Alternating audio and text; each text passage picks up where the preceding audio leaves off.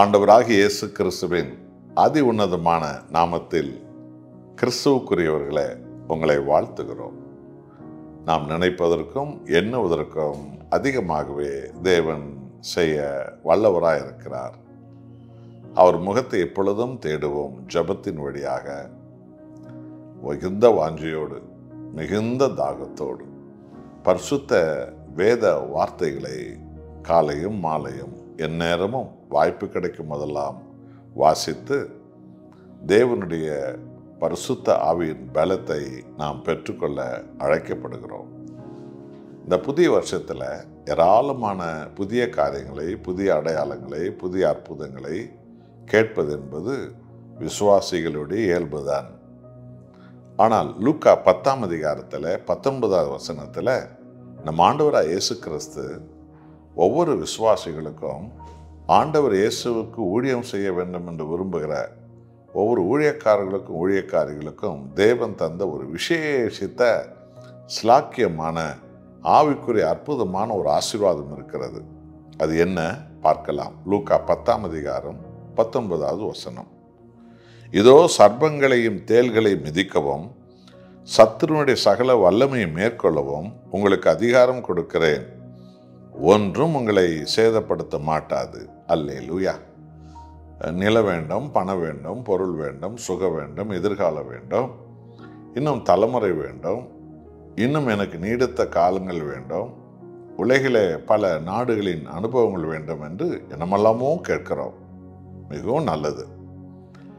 ஆனால் ஆண்டவராய் இயேசு கிறிஸ்துவுக்காக வாழ்கிறவர்கள் தேவனுடைய வல்லமையும் அதிகாரத்தையும் அவரிடத்திலிருந்து நாம் கிருபையாய் பெற்றுக்கொள்ள வாஞ்சிப்பது எவ்வளவு அவசியம் இல்லையா?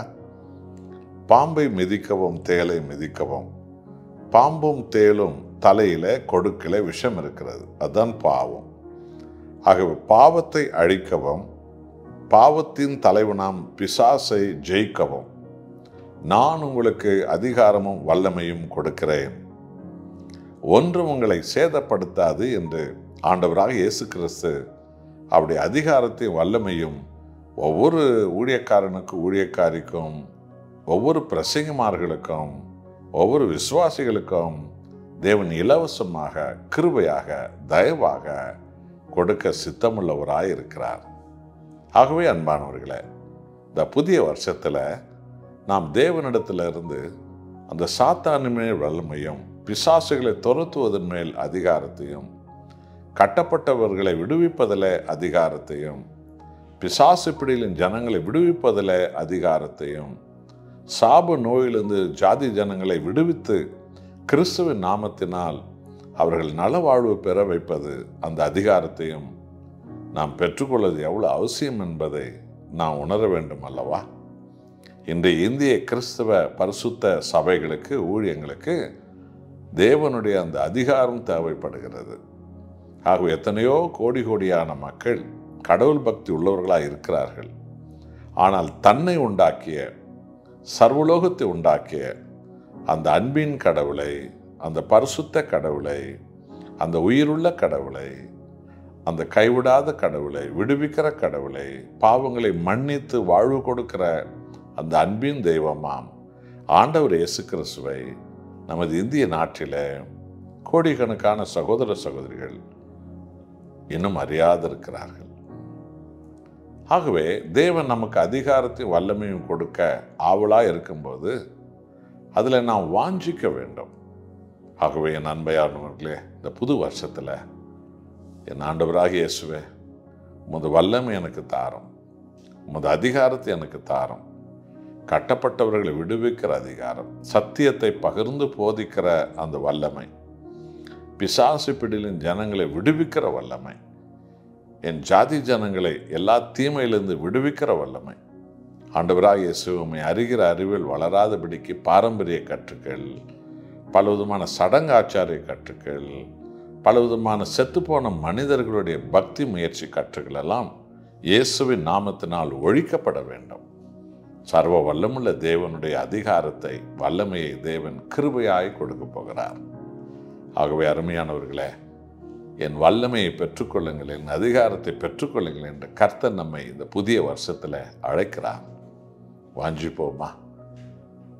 பாவமானவைகள், தேவனுக்கு விரோதமானவைகள் எல்லாம் ஒழித்துவிட்டு தேவனுடைய சமூகத்தை இரவு பகலாக ஜெபத்திலே தேடுவோம். அந்த வல்லமையை பெற்றுக்கொள்ள வேத வசனத்தின் மேல் வாஞ்சை கொண்டு அதிகமாய் வேதத்தை வாசித்து அந்த ஆவியானவருடைய அபிஷேகத்தை பெற்றுக்கொள்வோம். சாத்தானை ஜெயிக்க, கட்டப்பட்டவர்களை விடுவிக்க, ஏராளமான ஆத்துமாக்களை ஆண்டவராக இயேசு கிறிஸ்துவுக்கு நேராய் நடத்த அவருடைய வல்லமையும் அவர் அதிகாரத்தையும் இந்த புதிய வருஷத்தில் தேவனுடைய சமூகத்தை தேடி தேடி தேடி, தேவனே எனக்கு தாரும், திரளான கூட்டத்தை நான் ஆதாயப்படுத்த அந்த அபிஷேகத்தை எனக்கு தாரும், வல்லமையை தாரும், பலனை தாரும், அதிகாரத்தை தாரும் என்று நாம் ஜெபிப்போமா?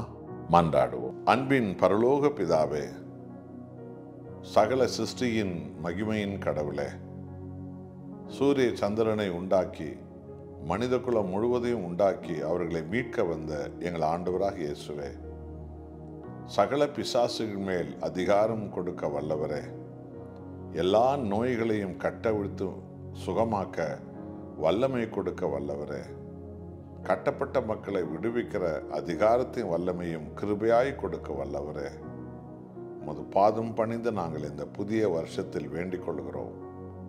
எங்கள் இந்திய நாடு ரட்சிப்பை பெற வேண்டும்.